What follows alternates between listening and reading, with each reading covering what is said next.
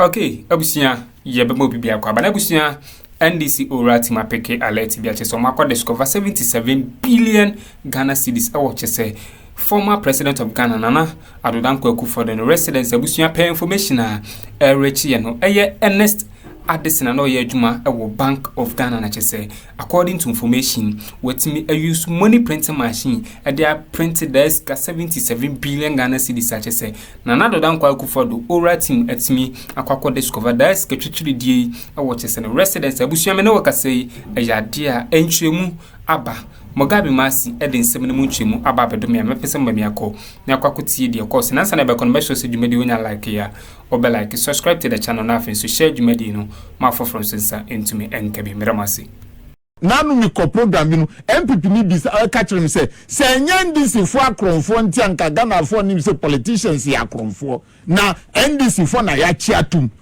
Honorable Attorney General, my colleague senior. This is what an MPP person told me. It is say this scandal within 4 years, 12 billion abeye katashisheni project from the Auditor General's report. CDD for the buy. What are we doing about it? We are here. We've heard that they have created free SHS school, sir. A ghost was my Jisikadi. We have to work on this issue. But before we get to that issue, hey, Muga, Missy Kisa Jabe, you permanently say, but yeah, Uncle Minjano. Watch it, Papa, when they play a game. And yes, yes, say, proceed on leave immediately with immediate effect. Now, first, a good office, meaning, now you go down first, and then find your Juma. Where's the say the OSP has filed fresh charges against former CEO of the NPA, Mr. Abdul Hamid. And not others. You see, Papa will boy again. Papa will boy again. Oh boy, Chaskele, you know free ho.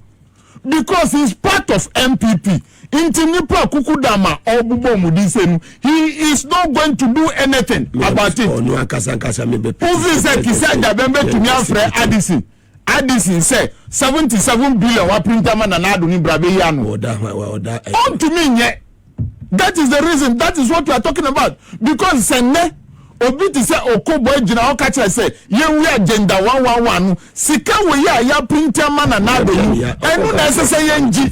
Na yen fan we 52.25 billion that has been transferred into a non source. Sa sika necessary NG. Na yen fan we Onu Okoboy yankasa ni predecessor Dr. Ajimamenu.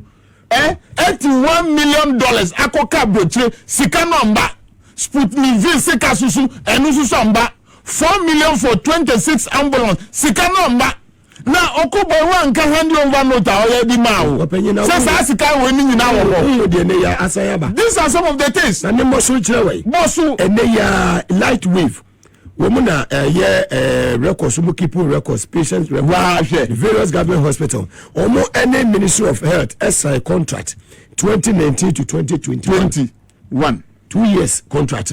The total sum $100 million. And the facilities and also more 950. Out of a year 950, only 450. Remaining 500 Ministry of Health under Ajimamenu Omutuasika Sombo 77 million US and a demand in Kofono. And Kofono contracts no equal almost I renew 1 year. Look at this. Ediaska Amamu. And now I know Ekasei. Say Obi Yare no government hospital be today as we speak. Obi record ya Edahono data no off. Yes, that is true. That is to who can reach the center. That is to reach out to. Yes. Nkofono so handy bibia over. Ama ministry. Look at this. Look at a hospital like Rich Hospital. His Excellency building or the infidiani nyina for Eddie Aguho. And MPP for Banu. Man say that's MPP for so become from. I respect you, but more be Bob Brad to say. So become from. Gaps infrastructure now. For HP 100 and cost you government hospital over the 10 co. Naturally say the hand in a coin. No my science no quano. One more check in $18 million US a cool waste. Look at this. This is today. And yes, I was to Akroma bottom. Thank you. Akroma bottom. So nama bontin. And oko boy no. Anu be beside say. No can say Rich Hospital. Yeah. They say la General Hospital. La General Hospital. Akuffo do you. These are the things. These are the things. Asema o say it is true. Rich Hospital. Last week na minya some information say ukwa bibia komanoa. Data no call off. Bibia komanoa. Last month oko say osako review. MVP4. And look at even national lotteries. Bibia mu dia ma contract. Company government agencies ni na be dia sika obia no mu dia ma contract. As a mo ya appoint you say kona koye do man. Nyansa do trim. KGL. Before due respect. KGL benefit. KGL. So these are some of the things we are talking about. Enti nioma penye aka yenu. Yes, we should go back to that Auditor General's report. You know, na sika from 2021. Baby, I be free, I be win them. Baby, I be free, I be win them. Because it is totally absurd. Within 4 years, the Auditor General's report say project ni katashishe ebe 12 billion. Ghana cedi 12 billion a year IMF per 3 million. These are some of the things. So Nanado's government has opened the web of corruption among their appointees. And I will call Gift Warren Mude, look at the amount. And I will call Mustafa Hamid, look at the amount. After all these things, they were telling us that we should believe in AstroTurf. Meaning, and that corner coffee AstroTurf, or football pitches, Ghana for the 80 saying. They were feeding us with AstroTurf while they were looting our money as if there's no tomorrow. Amwakwata, Okacha say, Magacha Ghana for say, Temamoto we run about, Japanese for the Dibuaye. And then you go to Pokwasi, your press cannot to home. But the two when we say, Onu say, that must come together. But yeka when in natural people from young appointees of NDC, we should be very careful. Yes, we should be very, very, very, very careful. But I'll continue to pray for each and every one of us.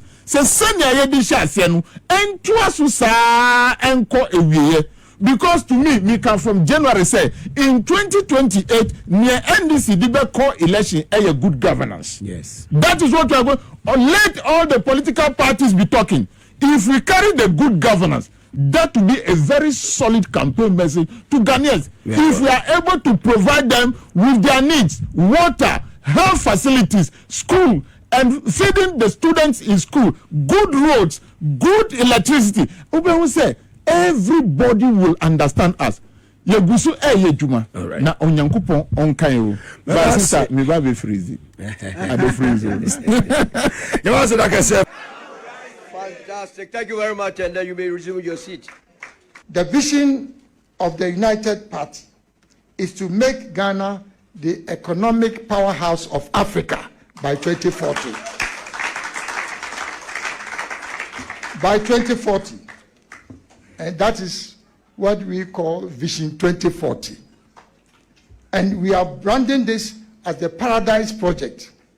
So by 2040, if the people of Ghana, by the grace of God, install us in power, then we promise them that by 2040, Ghana will become a paradise. Now, you may articulate your vision, but what is it that you are going to do to realize your vision? That is what your mission is. And our mission as a party is to build a united, peaceful, secure, and prosperous country. Can you become the economic powerhouse of Africa if you are divided? No. Can you become the economic powerhouse of Africa if there's no peace in your country? No. Can you become the powerhouse if you are not secure as a nation? No. And this, together with prosperity, is what would make us the economic powerhouse. And also, our mission is to provide equal opportunity for all Ghanaians, not for some, but for all Ghanaians. What we have been witnessing since independence is that the opportunities are open for only a few people. The United Party is going to change that dynamics in Ghanaian politics. And it is to provide the opportunity for every Ghanaian to realize their full potential. If you want to become a carpenter, want to become the best carpenter in Ghana. If you are an electrician, we want you to become the best electrician. If you are a doctor, we want you to excel and become the best doctor in. Yabada Evapa Alan Kojochemate ase say enya responsible opposition for ni bisia omababo amaniama ayeden akoye ma we say hope say ne nemu a ne agia fine miriaba say the matese MP before court say you pin you omodia nti yede omode crowd and then I want some baby about the China trip because Mr. I was going to talk about investor confidence across Rama and China for air press or mobile Ghana city stability. Look at this at all for sampa until now they at force. And as I said, once you can predict Ghana's economy, and I know I call you safe reasons, yes, you call you booth or Chinese for the bar. Almost, Madam Ghana, we are coming. We are coming to Ghana. Omupahadada. Eti Mugabe, I'm saying the best chef region. Nanya mi adman next week, you know. Me China trip. Oh no. No, I was of course. Very good. We are honorable. And now me want some power. Me were afenyo marking. Afenyo marking our day mass local 500,000 cities. Afenyo marking. Alright, abusunya teachers and some no be any ekokoti na be show dwumadi we nya like ya obe like subscribe to the channel na afi so share dwumadi no ma foforo nsensa entumi enkabi abusunya afemo menko ne enkonkoti efa etoso mienu no enkomatwetwe a ekoso Mugabe ma asi ne nsamba ako mienu to so efa eye afenyo marking sika bia wakọ akwakoje no masulo ko abusunya ensama etoa so ewo family no ensam no ano ede ntima pese mbami akọ na akwakotie ensama ekoso just MPP for one chenny just all my GM now for any more brower for Afenya micro minority leader Akwaje microfinance and somewhere other one Afenyo marking just say me who was make Afenyo marking timi Akwaje 500,000 cities were mass 5 billion old Ghana cities are one to hey. That is according to the CEO. Abigail Asio. Ewa Bontis is here. Your chance will be responding. Your chance, and I will win here because of Nistacha no and come a cancer some way say because Abigail don't plan through. What burden of a chance to on so? That's about could be. What you mean chance to on so? What you say? The soften. I think you're marking. MP no. Soften. So the kind of country any day. I think you're marking any kind of way. Send the refia your kind of. And now, boy, and someone there. What the Mamma can China, then they didn't cost one input to be back. It's here for the Afenyo dinner do. China then a dozen. But to the Mamma monitor. Maybe the Mifiha and Tom Eja, His Excellency Kakra. Say me crowd. Say me call World Free Zones Organization Conference. I know a course war Henan.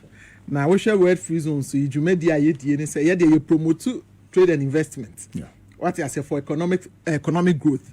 And see the purpose on it say my exemptions my companies expanding no now or more recruit more they create more employment now I feel so no purposely for exports into more exporting more now that is almost the dollar no aba back aba stabilize the CD no into we have reasons to do media ye na ye boa or minor economic stability ni economic development no ye dimu tentebine.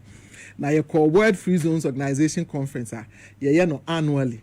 Now this time around no Ghana you dimu akotene. Say your modern yearbo and send a year transitioning from the free zone scheme to the special economic zones and we are seeing na obia aye to promote investment, to promote or more employment ama or more youth near the adeno. Almost any Ghana yen so the year echi. To mama kwenya mami participating in panel discussions near the ade. Intiminu abema ye hinan trip na ye purposely for World Free Zones Organization Conference was extremely successful. na wokɔ ye free zones page a yɛde ne nyinaa egu hɔ ye panel discussions me contribution ɛfa women's issue in leadership when it comes to the zones, enclave, political leadership, corporate leadership on the other ne nyinaa wokɔ ye free zones page a ɛwɔ hɔ ti ye free hɔ no ɛna ye koshia His Excellency John Dramani Mahama on any team ne ho kani edi mu akotene trade minister Obapa Lizzie me na me fe mama Lizzie ene empanifo akeka ho ye foreign minister honorable Okujeto deputy finance minister ne ade ene ye ankasa ye maame Obapa Dr. Namumu because obehwa the Beijing conference we say esi 1995 exactly 30 years this year into SSA amama ya wo de omonsa ekoshe sa convention ase no na ese omo ba betena se biem ewo Beijing na omo hwe after the 30 years no the impact na omo hwe what to do to make life of women better enti omo ebehia wo ho ma first lady se ne president etumi ba ye no so ebetoto adwen ye fi ho na ye de Ghana China Business Forum so ehye so His Excellency Econo or the trade agencies are promote trade and investment. GIPC, GEPA, and then the free zones. Ye de call Eco board the Chidom. Eco town Nyoma ye mandate at the Koche China for no. Now ye call ye no ye project Ghana any opportunities at Ewaha. Now say baby or man so we know that. Because when it comes to Chinese, before our moving, they will do their due diligence to make sure say that's correct. Yeah, may say sikakeke. Into Obaka Ghana when you come, these are the opportunities. Oh, so we know. Maybe you are not so we know. Under this government, we know. Now, just the investor confidence after JMB president 2024, Ghana akosura. Just say half of China is coming to Ghana. Now, ba omo ba no, yes omo be diagro. Omo ba be yejuma. Now very lucky for us. Before I ever call and I say before His Excellency be too kwino. Oko kate sword ewo afienya. Yewo industrial park or if no greenhouse industrial park. Say nim say we Chinese food almost right hono. Oma ba be sisi factory so ho. And the factory no prepare no for just obaya you plug then you start operating. To omo ankasa twen omo companies no edeba. Oko ha omo create employment over 20,000. And it was our enclave industrial park. To almost so His Excellency Bekate Sword. So China president is not known so should be well. To your point, no can send back with JM. I actually send me empowiasia my mind penny for a JM Mujiti. Was say I know under you my Chinese people are okay, they will be fine. You will protect them. What you're saying, JM say not only that, you protect all businesses. And see all you know, the American say.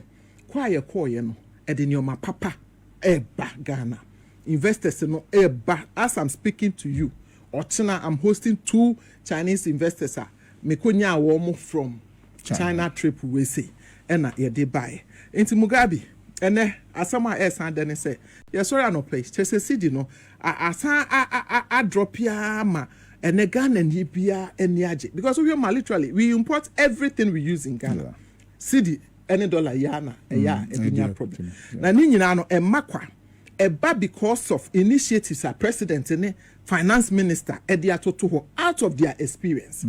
Na me share TikTok video bi astika in share so MP. Na ya me nwanwa se papa panimu a wadu se ya na asa agro wo nani so. I say there be asa on every na sahin. Agro wo nani so too much. Em say onye obi ntune for no be serious for once. Say obeye minister for I think deputy minister for finance. And now one journalist be catch and say now the CD is stable, inflation has gone down, every Ghanaian is happy. Well, see, the journalist should mention one thing that the NDC did to stabilize the city. And I was like, come on, we are MP for Christ's sake. And so I said, we'll try TV so now we display with ignorance. What you say? The moya ye no other na man ye ni ye na mo de kwatena opposition. And now you are claiming all the credit say bibi ye papa bia aban we ye no. Mo na mo ye. So na mo betumi aya other na man stabilizes city no. Na mo man ne call ya me de me say ekodu 17. Obi say ekodu 18 it obi wo 18 pope. Na mo kwatena afie e ma ene ato forcing under the able leadership of His Excellency as part of our resetting agenda. estimated dollar from 17, 18, the ababa bedroom 10. MPP for more, you should bow down your heads in shame. Memon try some of take credit to be a CD stability, His Excellency John Dramani Mahama, and then the back honorable to forcing or more aye, ama and again aye. Honorable. Now, GDS, the MPP forces say, or man, we know, economy, the way see quiet, mess, or more critical. Now, GDS, Yansani be to say, your mama, Wolfie, Yansan, bit me, be changing 10 things around within 9 months. Knowing James capacity and Akroma what they do my capacity. Nami was said GDN, but Nami him say be swift like this. Okay. Once it's like overnight. Now we are just 10 months. Now see the nuclear call from no say your first quarter now the city now started dropping. Nami him because I remember no yama odo tima nyamisuro se woni bia onfa bibia ho. Akuffo Addo beye o mampanyi no oni tema emma Ghana fo na oni nya mesuro because wo di bone na wo dwe ho hwe sene enne sa enkrofo yi a wo mama o mo dey say light wave ama hospital there is no data. Do you know what it means on people's lives? Because who call hospital ayebo wudi ne ya hwe wo data e wo ho na doctor na to aso from that time and na wo. Alright, abusuya teachers winning some course our political hiring such as say Ernest Addison sautimi prenti sika 77 billion Ghana cedis at the man anado abusuya na chese ahochla na Ghana ye komu yi na chese Addison na anado de na chese edankwa na omudi o a nipa ba Akuffo yetime prenti sika 77 billion Ghana cedis at the man na chese odi shini fia na wodi ngakran abusuya me de mbesia na madam asesa maje peni me kuti nsemo a ekoso our political hiring so aha POG Media. Madam Ase.